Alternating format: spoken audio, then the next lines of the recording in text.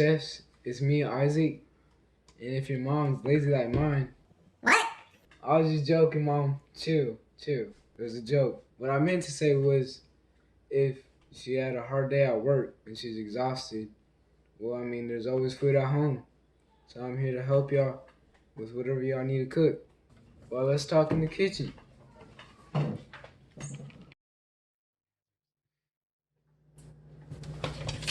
Let's talk about some hazards. This is a knife and it's pretty dangerous. I'm not gonna be doing most of the cutting. Probably my grandpa is.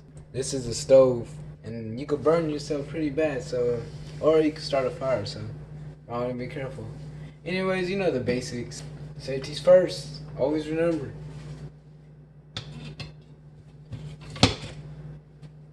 Safety first. Cut. A little bit about me. I started cooking my own food because I didn't like the food that everyone else was making. So I started making food for myself. And that's what gave me this bright idea to start this YouTube channel for you hungry chefs. So that's what I'm going to be doing on this channel, is just teaching you how to cook.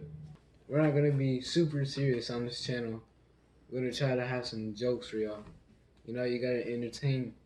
And remember, just like Mom says, there's food at home.